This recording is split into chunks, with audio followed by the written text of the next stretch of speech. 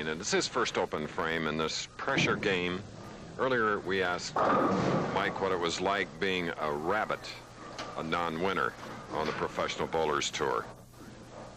I think it's difficult to be a rabbit because you have to bowl 10-game qualifying on Monday before every tournament. But if I can win today, I will be exempt for 1 year, so I'm looking forward to it. And, of course, that open frame didn't help. That was an 8th range strike for Mike Steinbach.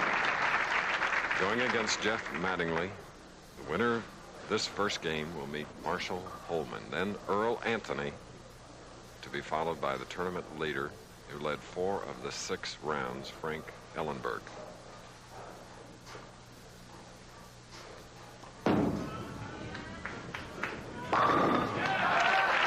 Oh, he's got it in the groove now. Yeah, Chris, he's always had a little trouble on our championship rounds, but and one of the reasons is because he cuffs that ball so much and hooks it so much. When he gets a little tight with his shot, he's had troubles, but right now he's loose with this big lead that Steinbach's given him. And watch this release. He stays underneath it, rotates the hand all the way around the ball. Probably the first player to come out with the really big hook on the tour. Holman and Roth, we naturally know, throw the big hook also. Commanding lead of 51 pins.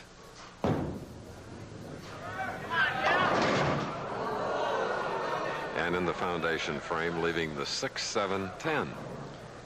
Mattingly with the 6-7-10 cuts right through, but in the position he's in right now, I don't think he'll attempt to make the 6-7-10. He'll go for the count, the 2 pins on the right. Right now, if Mattingly, well, see here the odds, it's 10-1 to go for it, but this position in a match game, he just wants to cover 2, keep his count up. He's not going to try to slide it by, I don't believe. It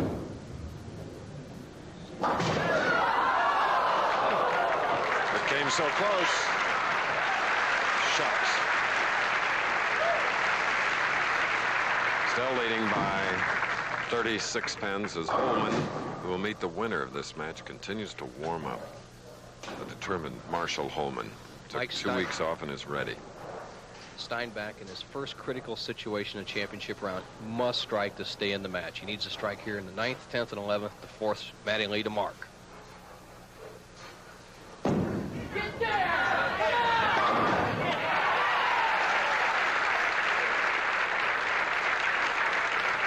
That's tremendous pressure bowling on the part of the 23-year-old rookie, cutting it to 26. Mike Steinbach has a possible 2-19 game. That strikes on the 10th and 11th frame, a fill ball on the 12th. He would then force Mattingly to spare and get a good count in the 10th. Must strike right here to stay in the match.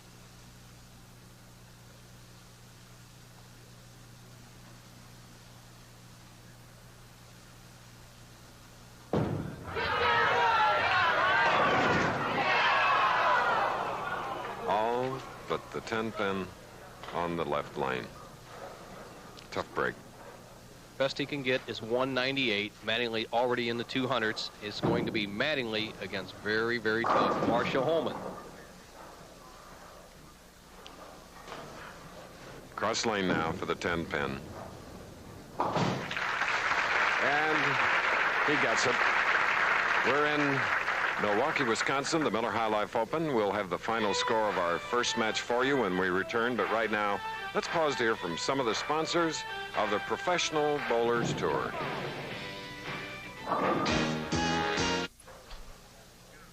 Back again at the Miller High Life Open. Total purse of $135,000. One of the big ones on the tour of 16. 23 to the winner this afternoon. 12 to the runner-up. $7,500, $6,000, and $5,000 goes to Mike Steinbach, who lost the first match to Jeff Mattingly. So while everybody...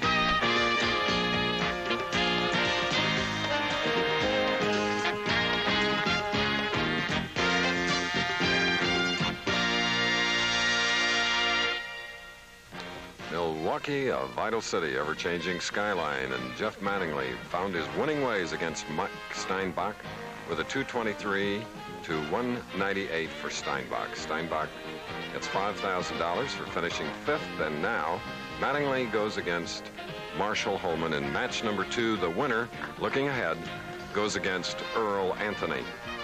We're in Milwaukee, live.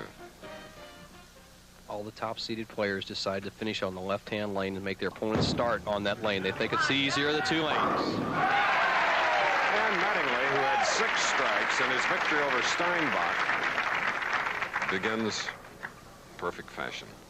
Now here's Marshall Holman, who will try to change ways in his 8th match on television.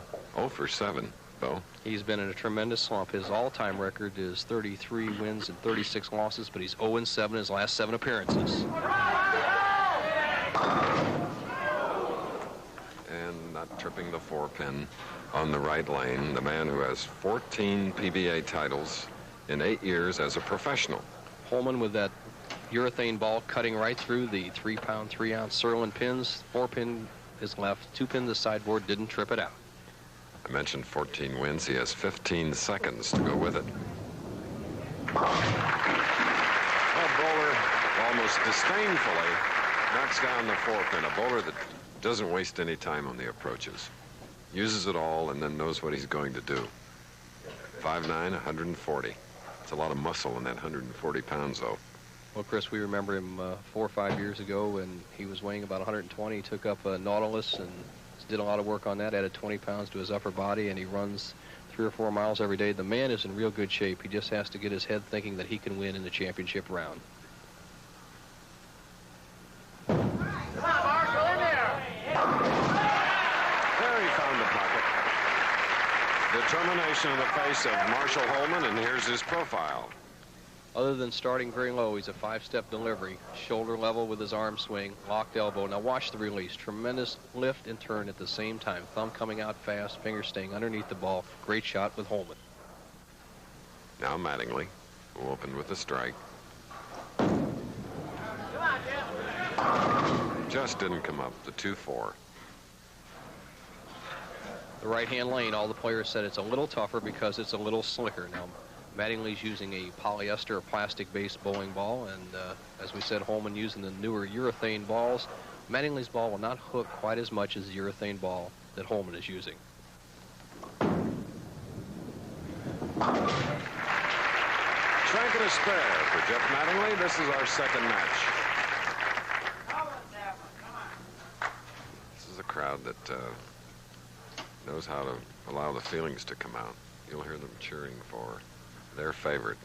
Remember how that used to be with Holman a couple of years ago? Yes. There were more boos than yays, but he's changed that around a little bit.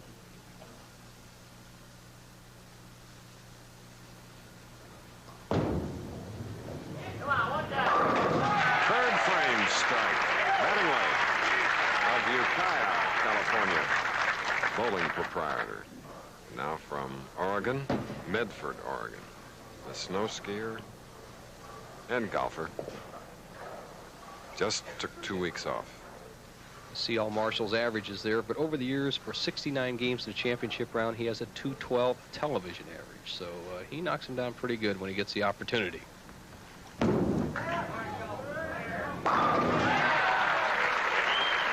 with that double, goes out to a 10-pin lead. We have a replay of his footwork. Marshall taking all the approach, starting right off the back. Right, he rocks back on his right foot to start to momentum forward. And unlike many bowlers, he uses the speed of the approach to generate the speed of the ball. As you see him sliding with a good knee bend there. Most players will either hold the ball higher on the push away to get a bigger arc or lower to slow it down. Marshall Holman will just walk slower when he wants to throw slow and run up there very fast when he wants to throw it hard. Not a bad method. 7th on the all-time money list, over $500,000. The winner of this match will meet the first millionaire on the tour.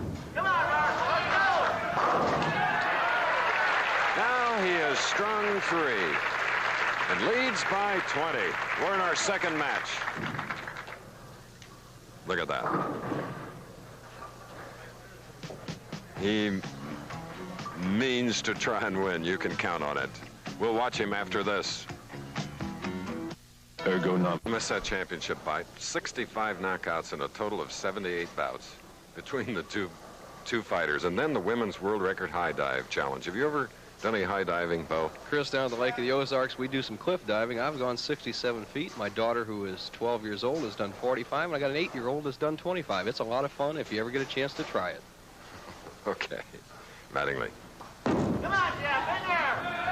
All right, that double Keeps it close. 10 pins separating these two professionals.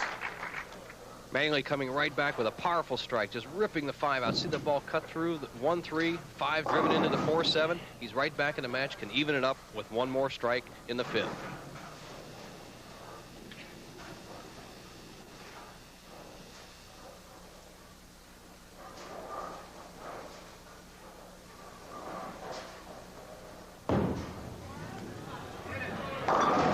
High head leaving the 6-10 on the left lane.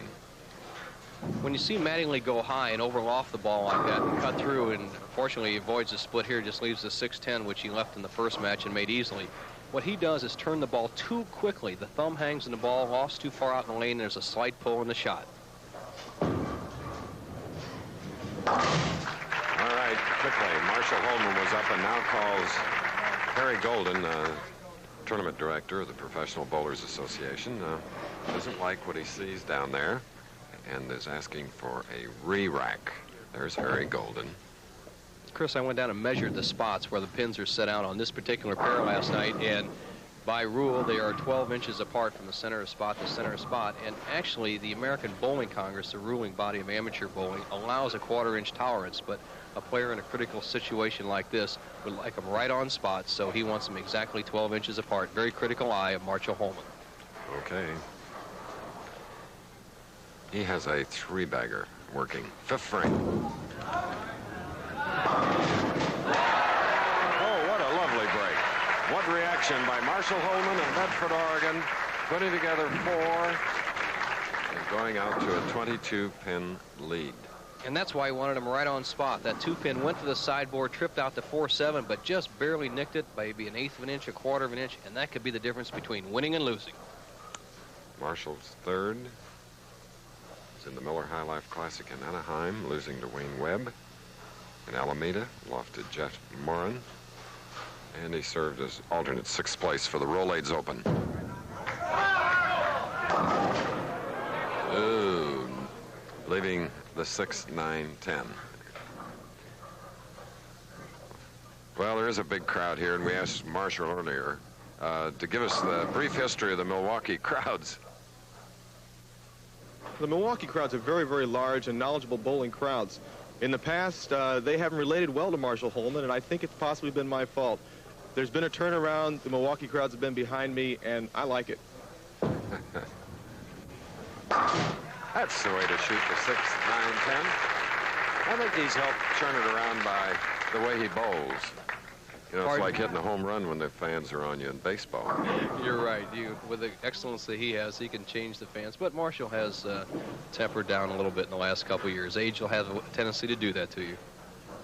30-year-old Mattingly.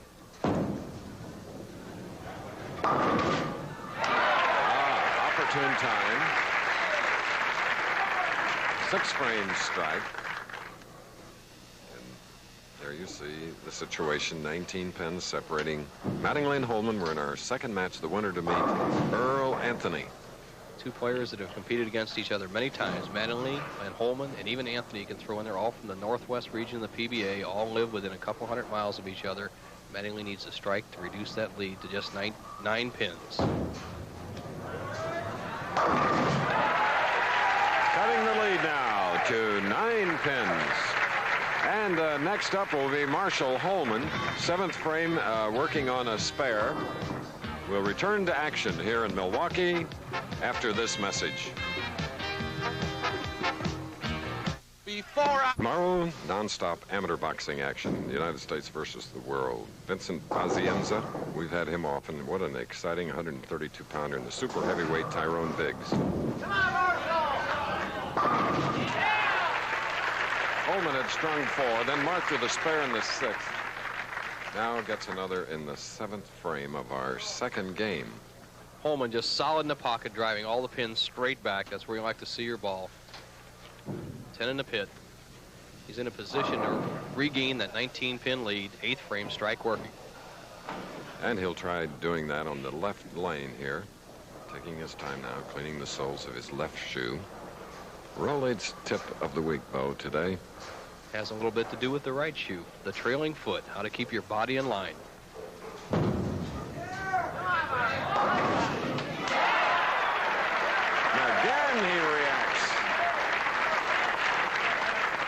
Let's get a reaction replay, and you'll see what I mean about the intensity of this Oregonian. Holman comes in there. He just rips the 5 out. He just tomahawks the 10 with the 6, and he's in position 19 pins ahead. Watch this reaction. Now Mattingly back up. Double going for him. 8th frame. What a match. Mattingly won the first over Mike Steinbach. 223 to 198 with 6 strikes. And now he's strung 3, coming up to the big 9th at Foundation. Close. What a great match, Chris. It reminds me of the match we had last week with Cook and Weber, right down to the very end.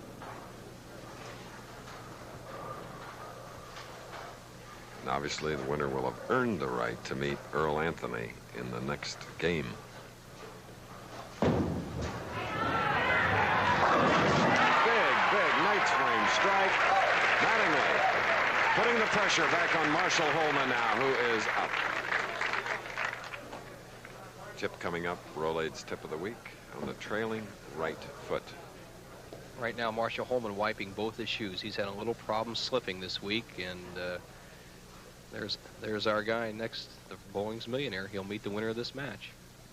Holman right now needs a strike to stay up in the lead.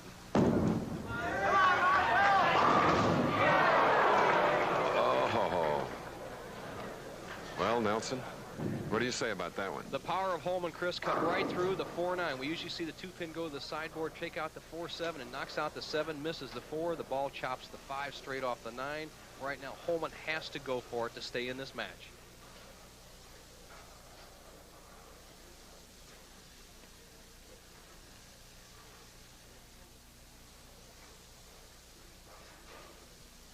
Tried to slide the 4 over into the 9, hit the left side of the 4-pin. Nope. Devastating open frame in the 9th. 203 through the 9th, trailing now by 15 pins. Marshall's in a situation now where he must strike. He went from a lead, a critical 4-9 split in the 9th frame has put him in a position where the best he can shoot is 233. Mattingly going at a 2:38 pace. It's still not over.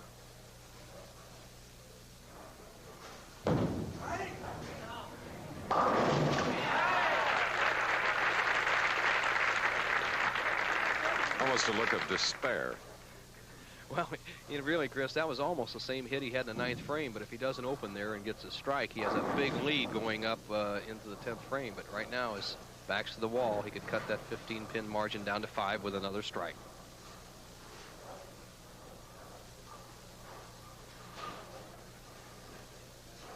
Earlier worried about the slippery approaches.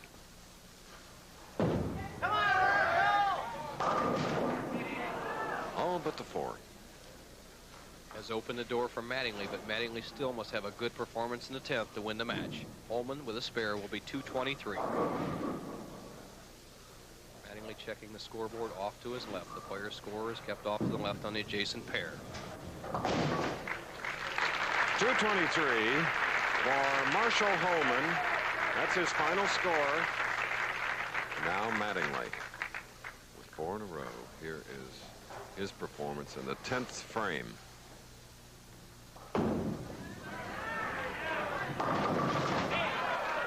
Seven pin. That's a winner. All he needed was 9 on the first ball, and Holman knows what has happened to him. He is now 0-8 in his last 8 championship round appearances. Amazing. A player of that caliber can have such disastrous things happen, Chris. And Marshall will receive $6,000.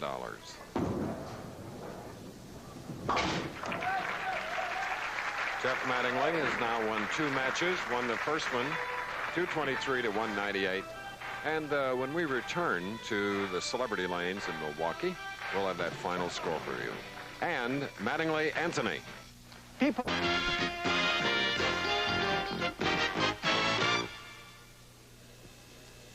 Jeff Mattingly gaining his second victory here in Milwaukee at 236 to Marshall Holman's 223. And now it's Mattingly against the left-hander, Earl Anthony.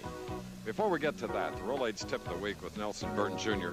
tells you about the trailing right foot. It's a technique, a very important one for balance as you approach the line. Watch, you'll learn something.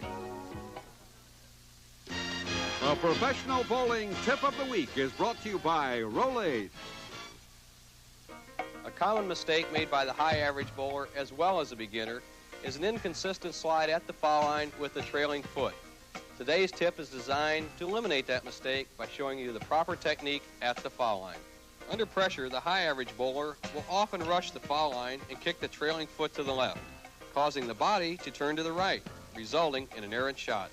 This next example depicts a common fault made by the beginner, who often tightens up and tries to over-aim the ball, causing the trailing foot to go up too high. The shoulders then fall forward, resulting in an off-balance delivery. The best method of curing an inconsistent trailing foot is to concentrate on keeping the foot on the floor. This forces the body to stay in line with the target. Dallas Morning News.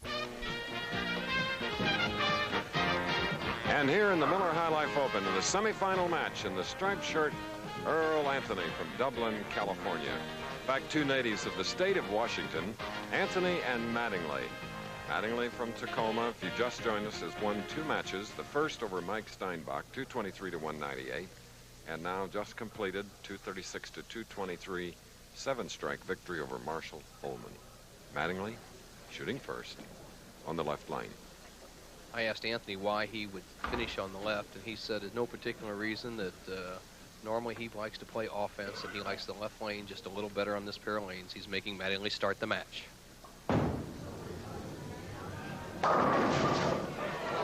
All but the 9 on the left lane. Mattingly, who used to bowl in 5 leagues as an amateur, that's the way he said he learned to practice quite a bit. He didn't spend it in practice money, he spent it in league money. So wherever bowling center he used to bowl in, he was probably their favorite son, bowling in 5 leagues. From Tacoma. Ooh, nearly foul. Stuck at the line. Good balance for a 205-pounder. Chris, and that's something you brought up earlier. They were changing the approaches quite a bit. The players complaining about sticking or sliding, and they found that as he slides up there and actually kind of overslid and tried to hold his balance and then stuck, they actually put water on the approaches before the championship round today. It may have been a little sticky. Look at that powerful strike. Talk about accuracy and smoothness. Earl Anthony, who was last year the tournament leader, but bowled a terrible 165. And he lost to our statistician, Mike Durbin, who had a sensational 791 for his 3 games in the championship round in the Miller High Life last year. Scores are much more consistent by all the players this year with that inside line. Anthony playing just around the second arrow on the left side. And Mike Durbin made some money this week. There's a double by the first player on tour to earn over $1 million. Now, from the opposite side, the left side, we have an extra camera angle for you. Watch. A shot we've never seen before, and it works great with the left-handers. Earl Anthony from the left side. Watch his style. We've seen the righties. Smooth through it. Actually, a perfect shot, perfect angle. And it didn't quite come up into the pocket, leaving the 7-pin for Jeff Mattingly. Jeffries competed against Earl Anthony many times, and they were both from the same city at one time, and Mattingly's nickname used to be the other bowler from Tacoma. Since then has bought a bowling center in Ukiah, California, is now a bowling proprietor. And the second time in 4 weeks that he's been on our telecast, and of course Earl Anthony leads the tour in championship rounds appearances this year. Top 5 for the 6th time in 11 tournaments that he's entered. There he is. 43 years old, Mattingly, 30.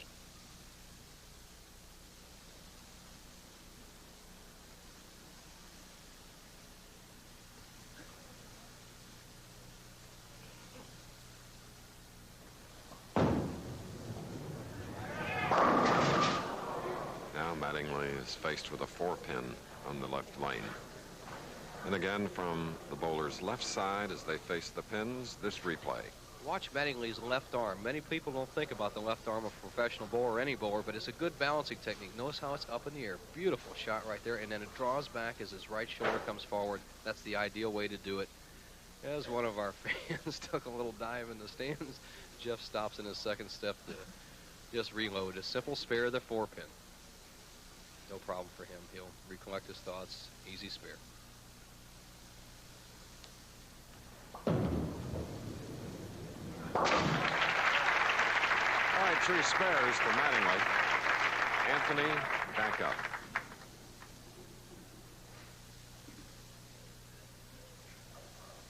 PBA member for 13 years. Look at that. 38 titles, 23 300 games. Has earned over 74,000 already this year. All right.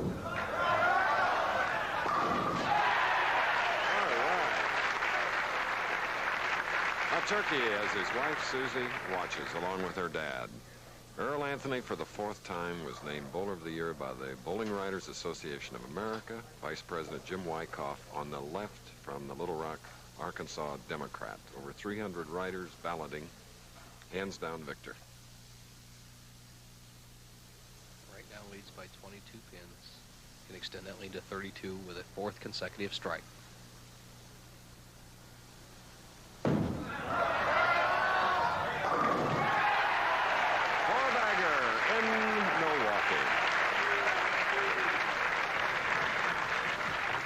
Number 2 finisher overall behind the tournament leader Frank Ellenberg. Earl Anthony leading Jeff Mattingly. More of the match after this.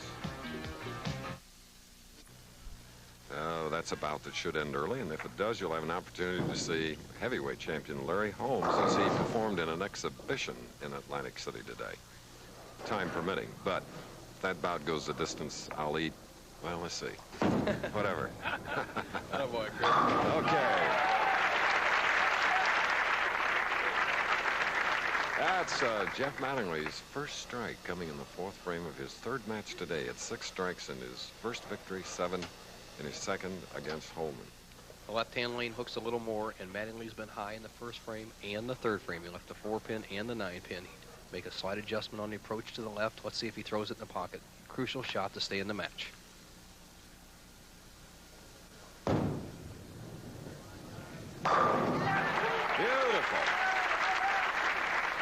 Seen one of each powerful strike by a left-hander earlier. And now Mattingly comes up with a double, cutting Anthony's lead to 22. Anthony with 4 in a row, shooting in the 5th frame. We're in Milwaukee.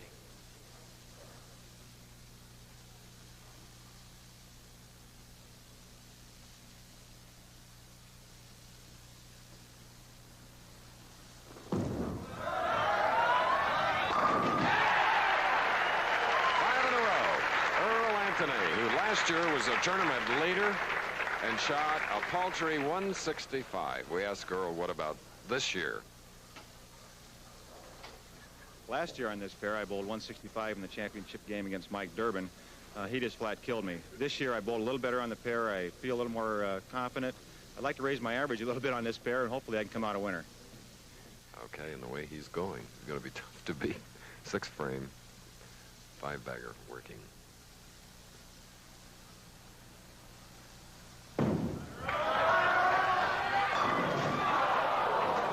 7-pin. Reaching halfway point, leaving a 7-pin on the left lane after 5 in a row. And the biggest difference, Earl said, between the pair this year and last year is twofold. One, the lanes are a little slicker this year, and last year Durbin shot 277 against him in the championship round. He says it's a little tough to shoot when the guy's got that many strikes against you.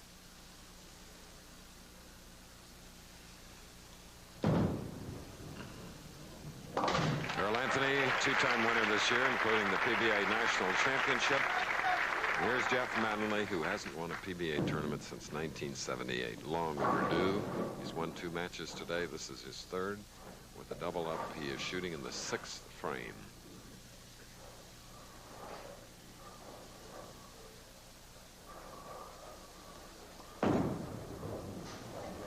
Getting the lead to 21 pins. One of Jeff's finest shots of the match. He rotated that wrist and caught the good uplift, the great finish, cut the match to 21 with another strike. He's down to 11, and everybody on the tour knows how Mattingly can throw strikes. One of the great strike balls. You never have a big enough lead against Jeff Mattingly. Tournament leader Frank Ellenberg at 6'5" continues to warm up on the right. He'll meet the winner of this game. A man that seems to be concentrating a lot better today, Jeff Mattingly.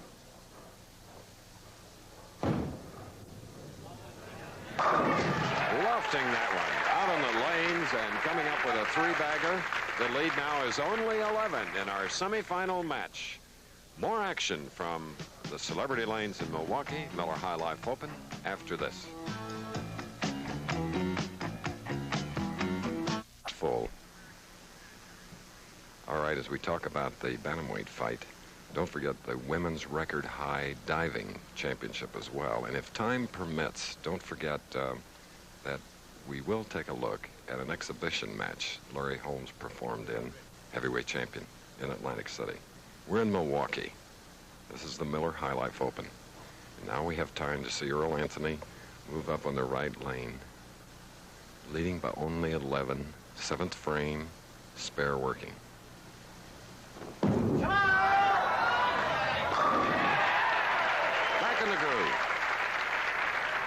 159 through the 6th, the strikeout. Earl, as sharp as we've ever seen him, has got every ball solid in the pocket through 7 frames, drives all 10 pins in the pit. You just can't do it any better. The bowling machine in the Pro Bowlers Tour leads by 11, 8th frame. Susie looks on. Can extend that lead to 21 with another strike.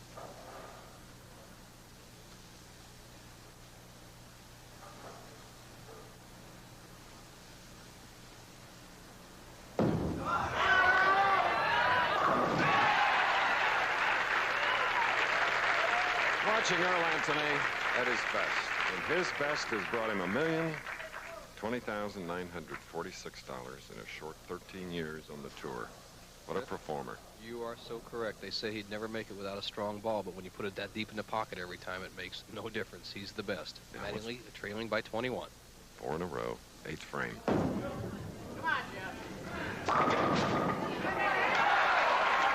Five-bagger. Watch the loft on that last shot. Chris, he stays underneath the ball with his wrist, and watch the rotation of the hand. That's how he lofts it out. He doesn't throw it out. He lifts it out. See those fingers coming out of the ball. What a great shot that was. He lifts it well out on the lane, about 3 feet, delays the hook. That time he just sawed the 5 right in the 7. He's back in the match. Key frame, 9th frame, can cut the lead to just 1 pin. Semifinal match.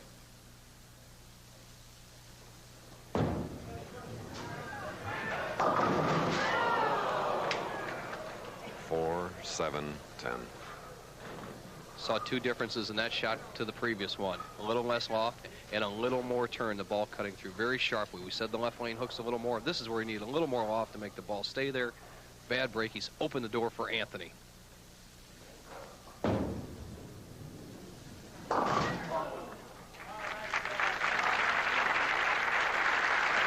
.203 through 9 for Jeff Mattingly.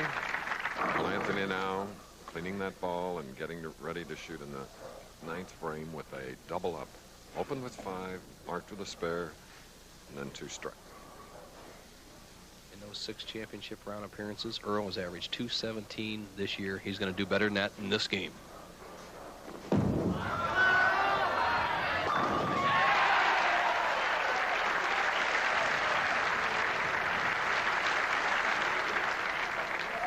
A low angle replay. The ideal roll of Earl Anthony. See how smooth it is down the lane. It very seldom ever changes pace. Solid in the pocket. We see many other players. We see a good skid and then a ball into a sharp snap and roll.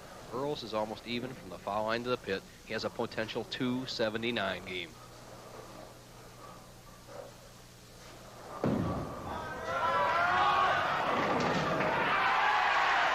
And coming through with knockout punches here in the semifinal match,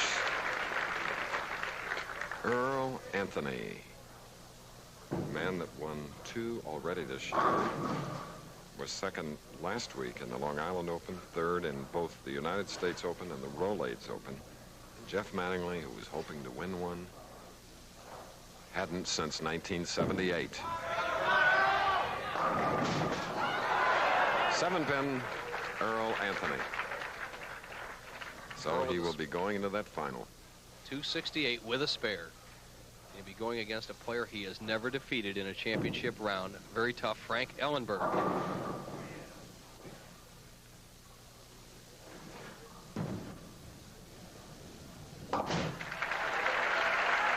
Earl Anthony, with a 268, including 9 strikes, has won the semifinal match. Now goes into the finals against Ellenberg for the $23,000 first prize. We'll return for the PBT, the finals, after this.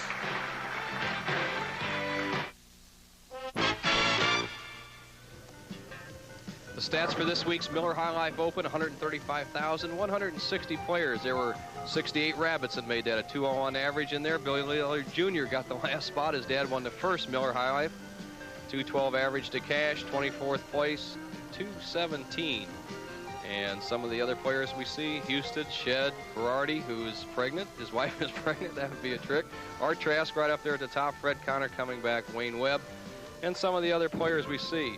And then, as you see, as we come down to the number 20 spot, we have a player who filled in. Pete McCordick filled in for the Venezuelan player, Monticelli, who made the top 24 and had to drop through out because of a sore hand. And as we see, Monticelli 25th. He was the alternate. Had to drop from 9th out. Earl Anthony, here's the top averages for the 1980 Winter Tour. After 11 weeks, Earl Anthony's on top with 217. Charlie Tapp, Marshall Holman, Albee, and Westberg. And here's the scoreboard for the first 3 matches, and we're getting ready for that championship match between a man who has never, ever lost to Earl Anthony, Frank Ellenberg, Chris. All right, and Ellenberg, big frame, 6'5", going against Anthony here. They are bowling for $35,000 in this single final match. 23 to the winner, the runner-up 12. Anthony will shoot first. He's just off a big 269 game with 9 strikes, opening on the left lane.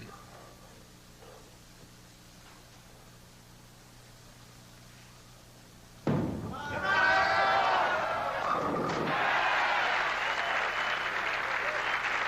that's the way he started the previous match.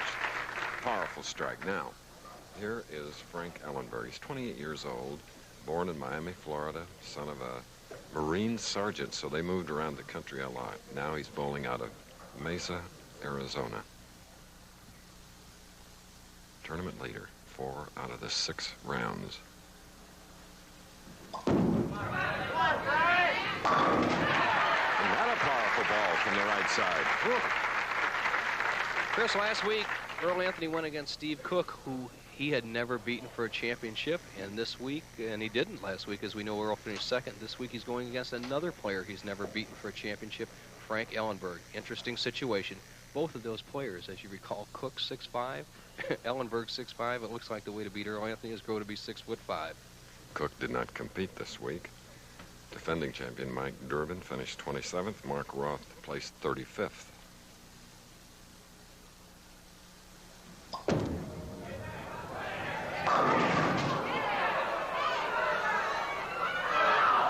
Ever so close. The 10-pin is there, so Frank Ellenberg will have to try and cover it on the left lane. Frank, one of the players that opts for a harder, slicker ball to shoot spares going across lane. Just nice firm speed, straight shot at the 10-pin.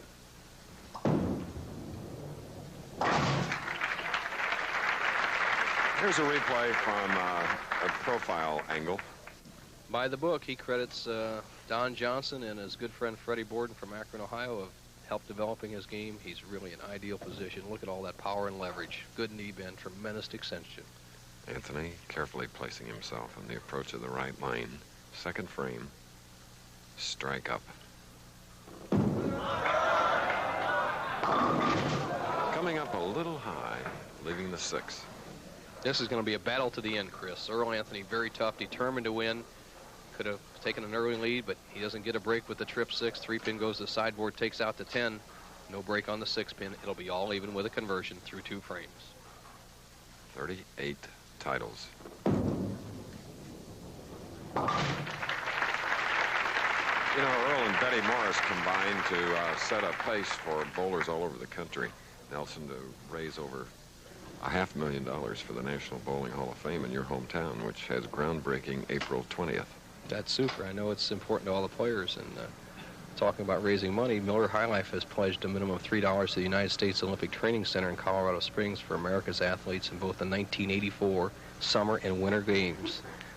part of the proceeds from this tournament is going for that Olympic fund, Chris. How much total? $3 million. Not a bad start for our athletes. And Earl Anthony, strike, spare, strike. Replay of that steady, steady head. Watch those eyes. I mean, they are amazing. And how steady that hit is, I think it's one of the most critical things in the game of bowling that we don't look at very often. Not even a hair is ruffled as he goes through the shot, and never a blink on the way to the foul line.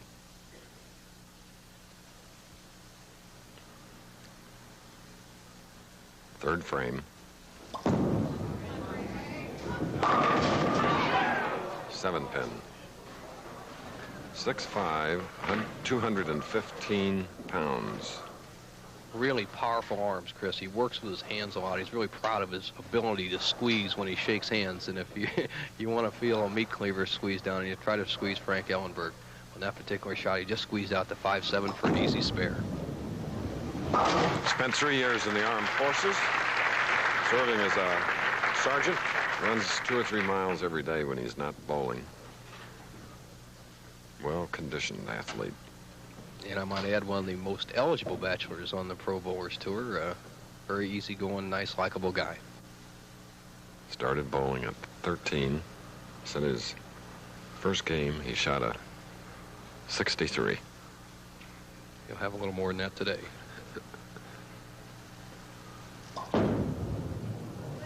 There he gets his second strike in 4 frames.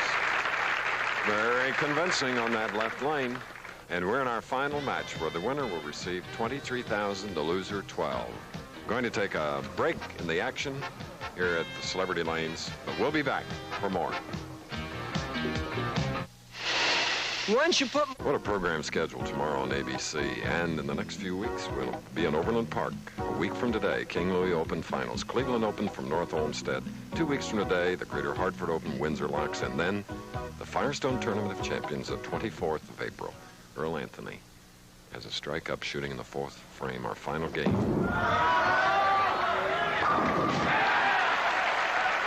Such control, speed, placement of the ball.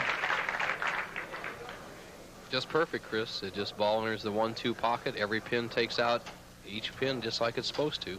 Not much you can say about it. One thing we always said is when you see the 7-pin for a left-hander or the 10-pin for a right-hander fall in towards the center, that means you're entering the pocket at absolutely the perfect angle when you can make the pin fall in like Earl did the 7-pin that time.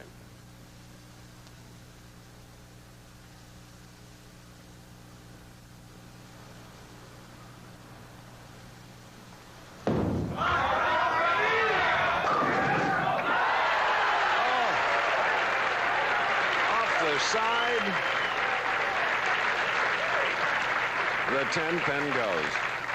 Chris almost left a solid 10 with a 3-6 being driven straight up in the air, and he got it a backdoor shot out of the pit. Tremendous, powerful shot. Extended his lead to 21 pins, but don't count this young man out. He is tough. 5th in the United States Open in Houston, losing the opening match to Dave Husted, who is the alternate today.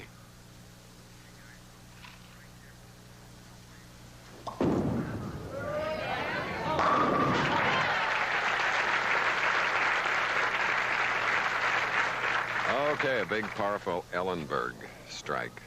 We talked to Frank earlier about his technique. I like to play inside because I like to throw the ball a little bit harder, and I like to hook the ball a little bit. It seemed to be very conducive on this week's lane condition to throw a little bit harder to get it through the heads, and I have enough on the ball to where I can get it back in the back end to get a lot of strikes.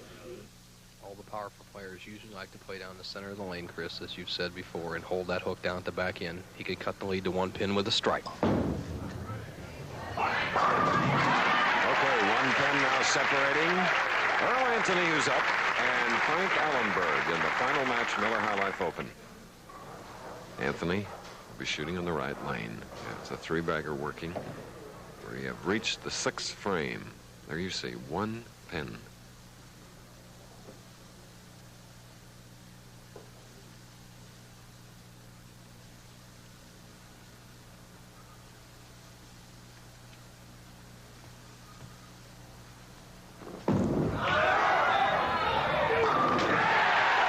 Back to an 11-pin lead. trying to win his third of the year. This could be the match of the year, Chris. Earl Anthony is determined as we've seen him all year, and Frank Ellenberg just does not lose. He may get beat, but he doesn't lose. Anybody's match, 4 frames to go for $23,000.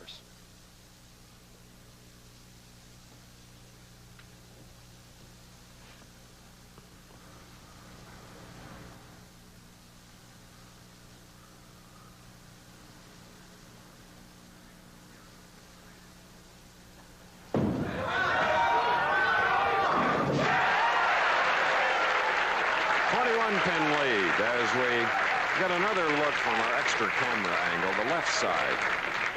Watch Earl Anthony, how he moves the ball slightly behind his back and then realigns it with his left shoulder as he comes through and lifts straight through. Look at the very little turn. They talk about the basics. Earl Anthony has the basic release, control of the ball. And right now, Frank Ellenberg needs a strike to stay right in the match. 3 in a row.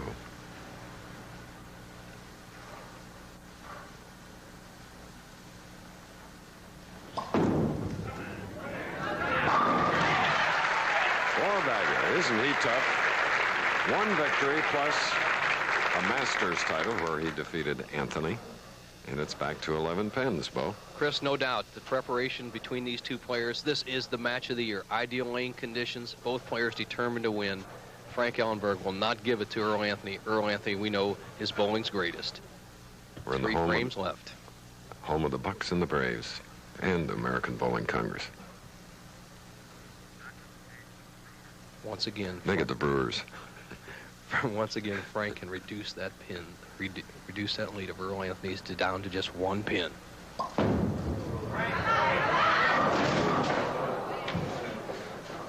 Well, there's a 2-4-5 for Ellenberg. Very disappointed, that shot. Just slid by, but with a conversion, he's still in the match. Changing to that harder ball, he'll try to get right between the 2 and 5, knock the 4 pin straight back.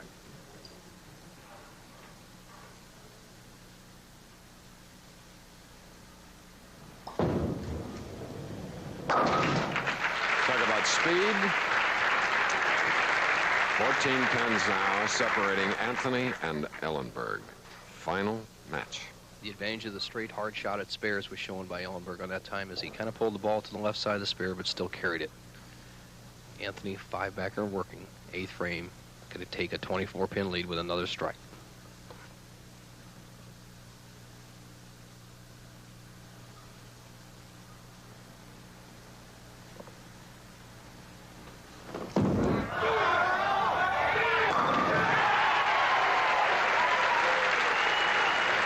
Home run hitter, knockout puncher, long-distance driver, whatever. That's what Anthony is. See you later, 10 in the pit on a just amazing shot.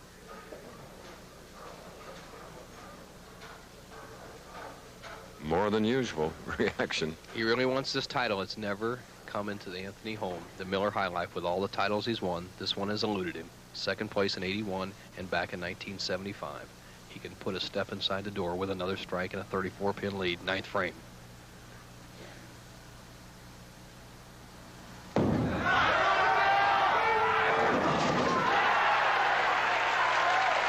the fans here are really getting with Earl Anthony because of his performance. It's just tremendous. A little revenge in this shot, Chris. Remember how unlucky maybe we say he was last week against Steve Cook as Cook crossed over 4 times. Now he's taking it out on Ellenberg. Frank still a possible 246, needs a strike.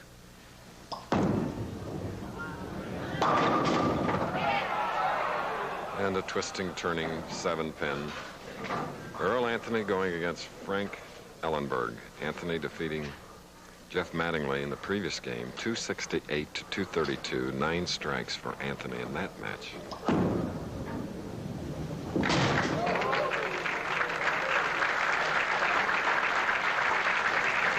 Close. Watch. Almost a dejected shot. He knows Anthony has a possible 280 game. Frank, a little lackadaisical on the shot, nicks the 7, but that's what they make the ball 7.5 inches wide for, so I can touch the pin at any point. Ellenberg, a possible 235 game.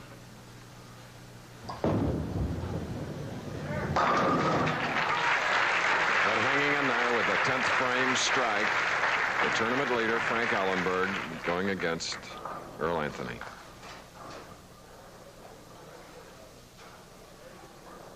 Earl has 8 strikes in this final game, had 9 in the previous.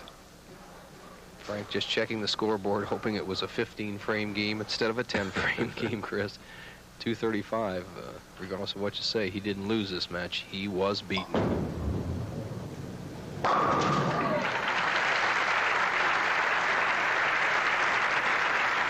I'll take a game like that at any time. It just, unfortunately, the same thing happened to Frank Ellenberg as happened to Earl Anthony last year. Mike Durbin brought the hammer down on Anthony with a 277. Frank Ellenberg is going to be a victim of Anthony turning the tables. Down the left lane.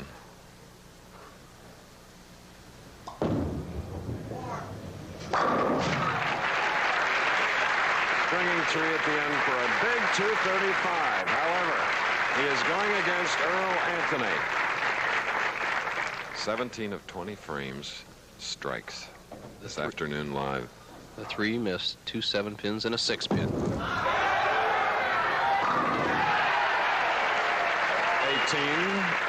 21. And a big handshake from 28-year-old Frank Ellenberg. And it's going to be 23,000 added to the 74,000 that Earl has already won this year. Approaching the $100,000 mark, setting a record last year with 164, and we're only in March.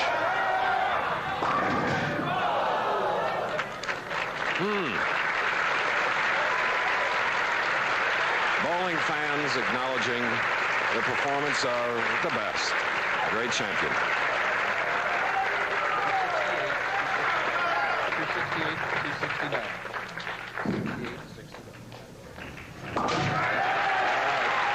How's this for 2 games when the pressure's on? 268 and now a 269. And a hug from Susie. All right, we'll be back in Milwaukee after this message.